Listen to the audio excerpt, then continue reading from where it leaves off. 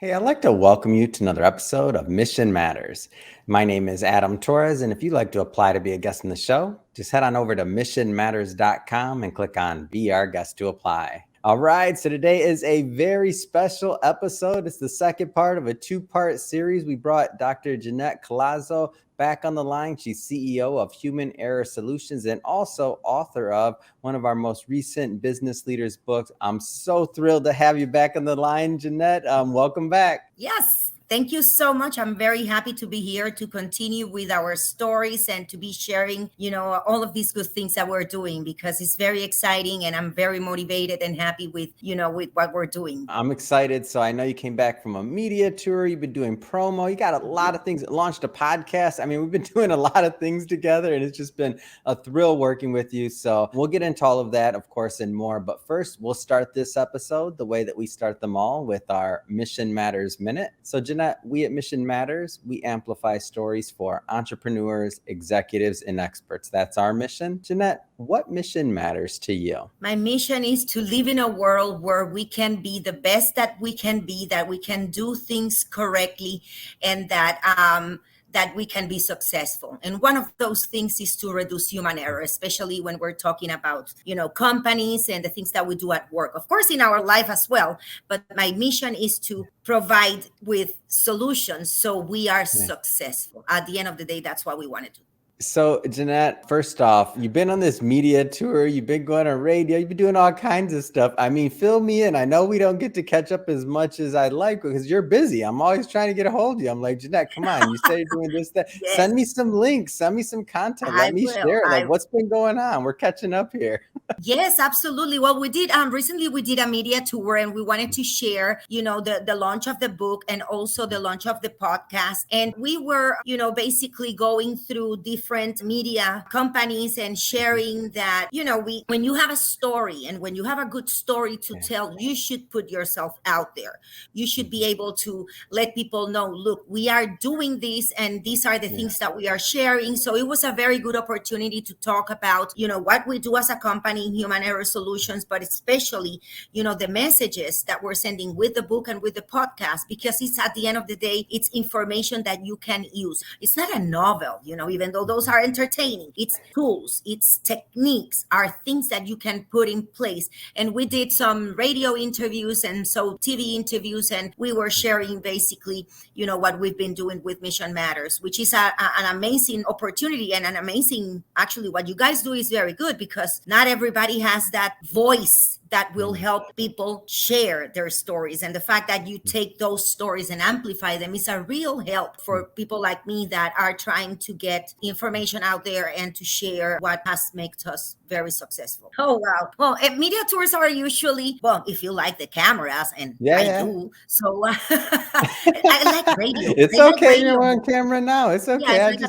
I like to let people behind the scenes of what it takes to actually do this. It's fun to me. I don't know. Is it fun? Yes, for me, it was fun. What I discovered because I've done media tours before, but this one in particular I enjoyed a lot more radio and it was very interesting. But when you do a media tour, you just have to make sure that you target the media companies that are going to have an audience for what your message is. It's not random. You have to do this in a very organized way and you have to have a PR and then, coordinate these interviews. Then most of the times you have back-to-back interviews. So it's kind of hectic. And especially if you're doing TV that you have to look, your best. So sometimes, running around, it's a stress. And that's why I like radio better. But it is very interesting. A big difference between radio and TV is that TV only gives you very little time. Airtime is very, very short. But when you're in radio, you have more time to have discussions, and that's the main difference. But it's very good. I encourage everybody that has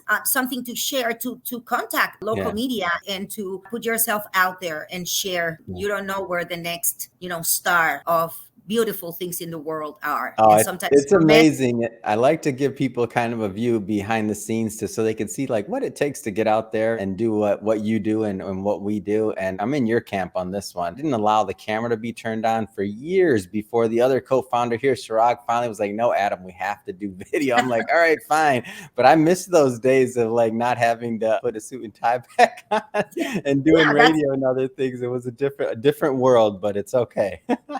Yes, but you know what? We take it too Yeah. seriously also. You Yeah. want to be presented and all of that, but you don't have to be produced like you're going to shoot a movie in Hollywood. It's starting to become very common, people Yeah. showing their faces. So that makes it a little Mm. easy Yeah. for people that are camera Yeah. shy. So you have another book out there, and I encourage everybody to check out Ginette's Amazon store. They're both listed on there. The first book is in Spanish. I know that you're getting it translated, I believe, Translating. still. So that's coming down the line. That being said, like, what does it feel? How did it feel like after your, second release, first release? Not comparing books, but I just mean like you're building a catalog over there. I think it's Yes, amazing. in my case, which Mhm. is kind of particular because I created a methodology that didn't exist. So Yeah. how else am I going to share that methodology? My first book is basically a reference book. It's very technical. It's just talking about the steps on doing human error investigations, identifying the root causes to determine the corrective actions, preventive actions, how to track and train your organizations to make sure, that you are providing people with what they need. And it was a very good experience, but it was very technical. Now, the Yeah. Mission Matter books is about the experience. It's about the story, the things that led to that book. And it's kind of interesting because even though it was after, it took me to Mm. before I wrote the book, the origin, the first book, Yeah. because those are the things that I needed in order for somebody to hear me. And the Mission Matter books talks about those tips. It talks about what you can do to have a successful organization, especially if you focus on people. The Yeah. most important thing is of the fact that companies keep saying that, human resources is your most valuable asset, but don't Mhm. necessarily mean it, or at least they Yeah. don't demonstrate it. And that's part of what we talk when we talked about the book. You have to pay attention to people. People are the ones that have the answers. And that's one of the best, advices that I can give to companies. You have the experts. The experts are right there doing the work. Just pay attention to what they have to say. It has been a very good experience. But yeah, the first book was basically the solution, but we are going kind of doing backwards engineering Yeah. a little bit with the process. So it has been very interesting, very, It's very the prequel. It's like the movie before the exactly. so what has been, just some of the response you've gotten just from whether it's, friends, work, whatever. Like what kind of feedback have you gotten so far? Well, it's very interesting because the other day, again in the I like podcast, interesting, Jeanette. You got me leaning yes, in here. I'm like, oh, really? Tell me more. yes. The other day, I had a client. Again, I do human error solutions training. Basically, it's a psychology of error. And it was very interesting because one client sent me an email saying, Jeanette, why don't you talk about overconfidence? Because we are needing our employees to hear about this. And I'm like, whoa, this is a good way to train them. Yeah. If they want me to expand on something because they already working with some things, it actually gives me the opportunity to do kind of a continuous education for people that already work with the technologies or the methodologies that I do. So when you have a client saying, look, I want to ask my employees to listen to this particular episode because it's about something that you need to hear, that for Mm. me is the best thing. It's not about only, curiosities or sharing Mhm. things that we learn, but also needs that the organizations have that Mm. can actually tell me, Jeanette, I want to talk about this. I want you to talk about this. And I'll make sure everybody listens at the site. And that way, we can do that. It's a short amount of time. It's not a 2-day Mhm. training, concise message. And it allows for that, which is priceless. So a lot of people will watch this and are watching, and they maybe wanted to write a book or to put out a book. And other than working with Mission Matters, obviously, like I believe we do great work. Other than that, like what kind of advice would you give them about becoming an author and getting their book out there? Well, first you have to start writing. Yeah. And that doesn't mean start writing a book.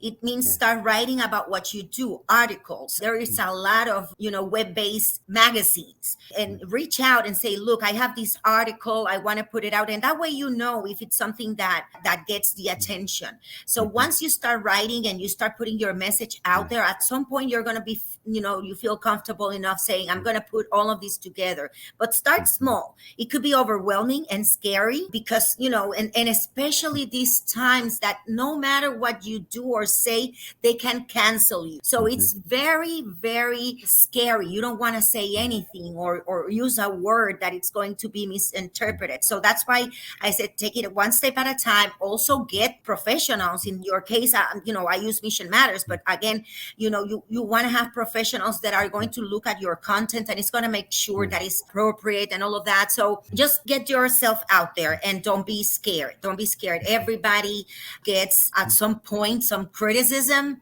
It doesn't matter. It doesn't matter. You need we're human. If somebody else said it, I don't know who, but you need some haters out there. However the saying goes, like, you can't please everybody. Like, please yourself. Exactly. And do what feels comfortable to you. And of course, if you're going to talk about something, make sure you know what you're talking about, just in case that there are some haters like challenging. Be ready, anticipate those things just in case you need to address them. But we don't.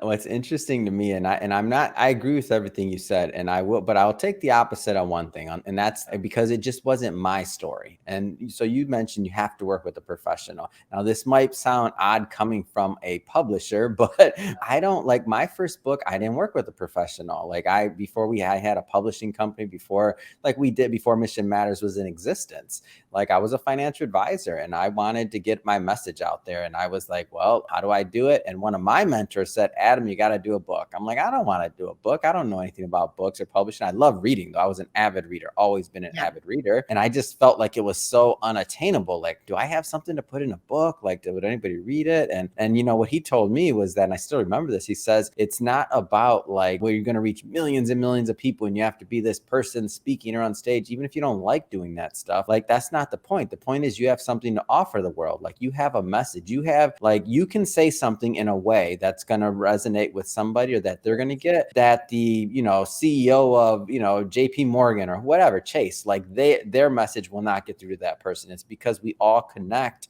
and we feel energy, and we all feel energy with different people, right? So your story is going to actually inspire some people that you have no idea now and both down the line. And he was already a published author multiple times, and I didn't believe him. But I do listen to my mentors. Like, when they have something valid, especially when I don't want to do it, like, then that's what I need to do.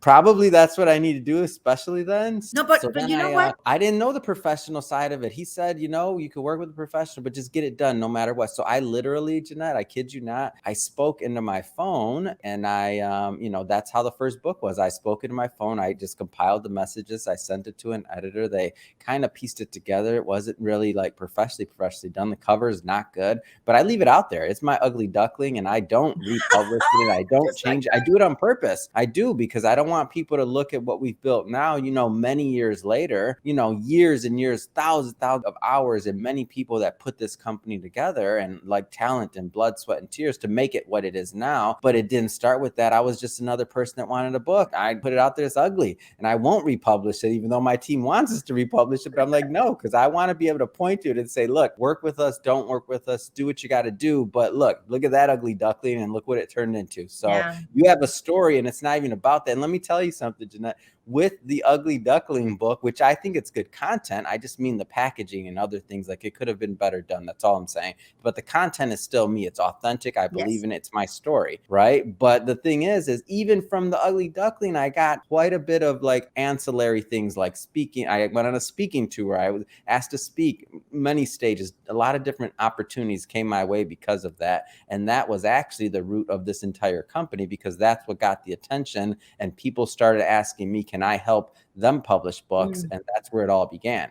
So on my end, I'm always like, work with a professional if you can and it makes sense for you. But if you can't and it doesn't make sense for you, just get it done.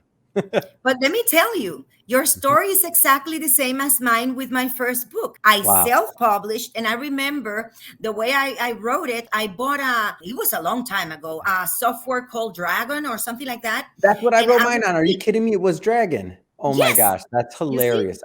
I've never met another. Ginette, see, kindred spirits. I knew it. That was my first book. I wrote it on Dragon. It was the first dictating software that was pretty good. Yes, and that's exactly what I did. I sat down, I started talking like I was doing a training, and then I edited myself because I didn't have anybody. And remember, my English is my second language, and that's my Ugly Duckling. That's the one that's out there.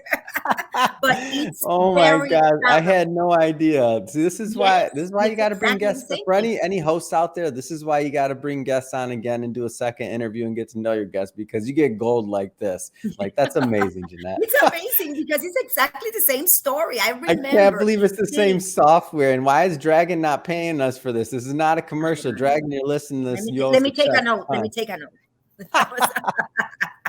Oh, but okay. yes, that's how it was. That's how it was. Spend some time on this podcast, because it, like, for me on your podcast, after we were publishing, we were getting this out, I like on our end, like production side, and Matt Cook, so director of agency on the podcast side, and the rest of the team, like, we saw the work and we're like, yeah, this needs to be a show. Like, we need more from Ginette. We're not letting her go. So the long and the short of it is, we got Ginette on our network to host a show, and thrilled, and the content's coming out amazing. And I'm just so excited to support and help develop it, and to do all we can do to spread the message about it. But just an introduction for those that maybe haven't heard of it yet. Tell us a little bit more about your vision for the show.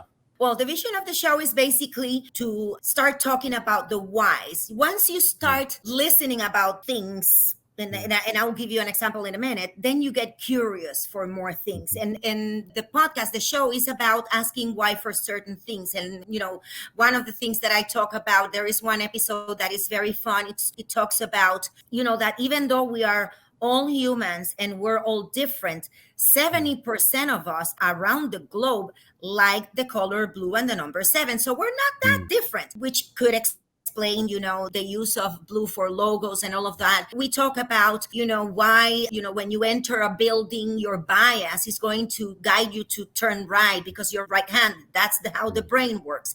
And that's why the lines are longer on the right side. It's all of these curiosities. And actually, sometimes it's useless information, but it's very interesting. And it expands to things that can be useful. So in the Power of Why, we talk about why are we behaving the way we are in the workplace? What are the things that makes us, feel motivated? When the last episode is A Tale of Two Bosses. And that's a very interesting episode because I compare side by side two bosses. It was my experience. One of them was good. The other one, I will never forget. I'm just going to say that. And then I compare, what makes the difference? They both had the same missions, the same goals, but how they got to their results is totally different. And those are the kinds of things that we discuss. So A Tale of Two Bosses is the story of two people that needed to achieve exactly the same results, and how the way they did it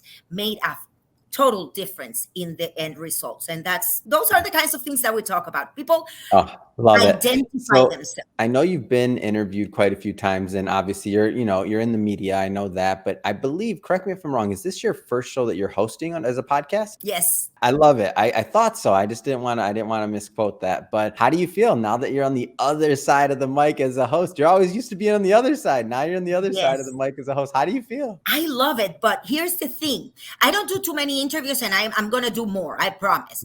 But one of the things about doing interviews is that you have to learn a little bit, how to keep your, the conversation going and all of those things. So that's a little different, because when you're being interviewed, you just answer the questions. And if you have the answers, you make me do all the work. Yeah, now you have to do the work. That's what happens. Exactly. So most of the times, most of them are kind of just myself talking.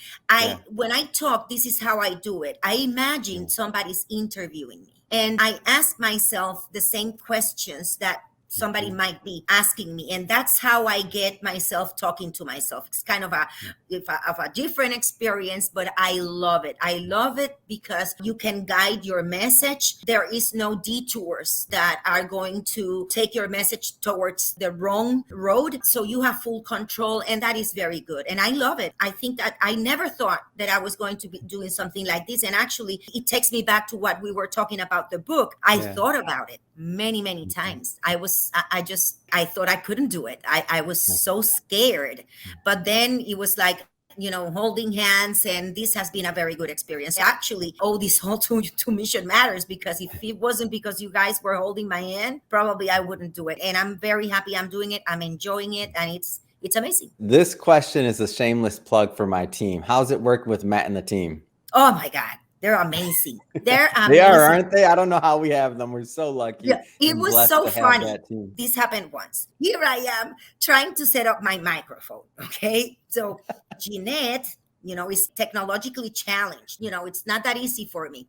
So here I am trying and it's not working. The thing is that I go into the Facebook group and I'm like, help, my micro is and 2 minutes. Not even 2 minutes. I'm answering the phone, and it's Mike. Like, Ginette, take your microphone. I'm gonna guide you through it. It was amazing. So you guys and for the audience, just so you know, for the audience, we have a private Facebook group that only our show hosts for our podcast network are part of. So that's what Jeanette's talking about when she said. So it was like immediate. I'm like, well, I thought you were gonna answer it, tomorrow, but it was immediate. So it's great. Yeah. The good thing is that you know what you're talking about. So it's very easy to anticipate the needs of podcasters. And again, it's very popular. A lot of people are doing podcasts, but it does have a structure, and there is technicalities that need to be taken into consideration. It's not that, it's easy. You can actually start doing it right now and, then improve over time.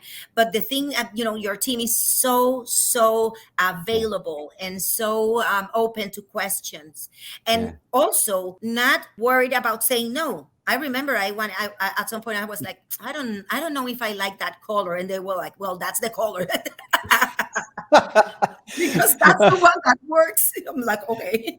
Well, it's a network, so that's the way networks work. There's pros and cons of both, right? Like, no, but that's amazing. It's one of those things that you see there is a reason. Now they explain why. It's and good. I it's understand. fun, and I just had to give them a shout out because they love you. Like in the back, we talk about your show and like when we're doing things, and they love you, and I had to give that shout out because it's definitely reciprocal. Like and all our podcast hosts, we definitely appreciate the effort that they put into their content, and we're definitely putting all that we can into our side of the deal, which is producing and getting the shows out and being that source to make sure that we have a really good product that represents yourself and your brand well, and ours as well. And ultimately, it's for the audience, right? It's to great content, absolutely, so that the audience benefits from it. Like that's where all of our minds are at. That's the end result of all that work and all those things. But I had to bring that up. So thank you for that story. And the experience has been very rich. Not only that, there is a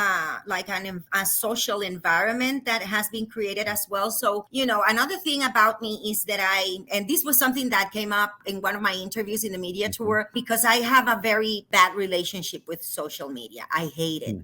And I know I shouldn't. I'm trying to fall in love again, but social media has created you're all over it because we solutions. put you all over it, so it might not. You might not love it, but it loves you. So that's another thing, because just like me, there is a lot of people that try to stay away from it, and the fact that I have been in a situation in which I have to learn has given me a different perspective. And you have to put yourself out there. It's the only way. That's how it goes. So that help also has been very good. So, I have to do the Instagram and the other.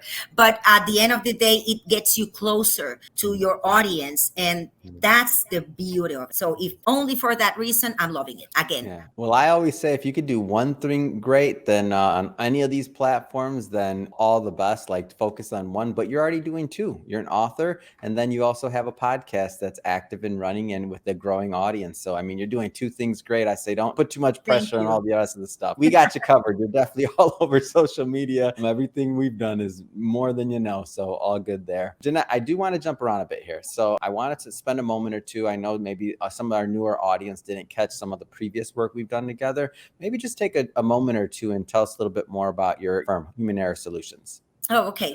Yeah, well, Human Error Solutions is a company that was funded. It was created like 13 years ago because I was working in the pharmaceutical manufacturing industry. I had, the training department. That was my responsibility. And at some point, it became a problem because every human error that occurred, they tried to solve it with training. And training was not necessarily the answer. So I took it upon myself to try to explain errors besides a lack of knowledge, skill, or ability, because that's what training gives you. You can't, teach to have more, memory. You can exercise your brain and that will, help. But at some point, there was not, when I tried to find somebody to help me, I didn't. And what you do when you don't have a solution for something is that you create it.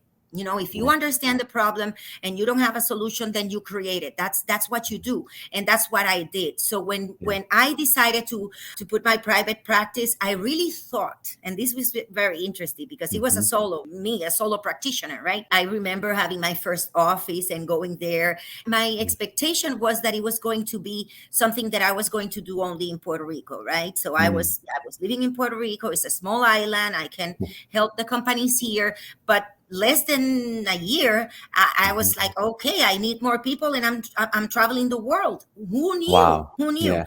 So that's what we do. We train companies on how to do human error investigations to make sure that things that go wrong don't go wrong again. Yeah. And also we try to provide them with techniques so you can design errors out before they occur, especially when we're talking about very, very dangerous type of situations. Okay, we're talking about refineries, production, nuclear, pharmaceuticals. You make mistakes there, so you can kill a lot of people. It's not just that I had a wrong, calculation. That wrong calculation can make a difference between an explosion or not. So, and that's what we do. We provide human error solutions for companies around the globe in whatever their industry is. At the end of the day, it's people. And like I said, people, we are all different, but we are very similar. And methodology is basically applied to everything. So that's what we do. That's great, Ginette. And for the audience, we'll be putting links so that you can also go and check out that first interview that Ginette and I did, where we do a deep dive into human error solutions. But I wanted to make sure we brought it up, at least in this interview. And that being said, Ginette, we're about out of time on this one. Until the next one we do, I know we'll be doing more interviews.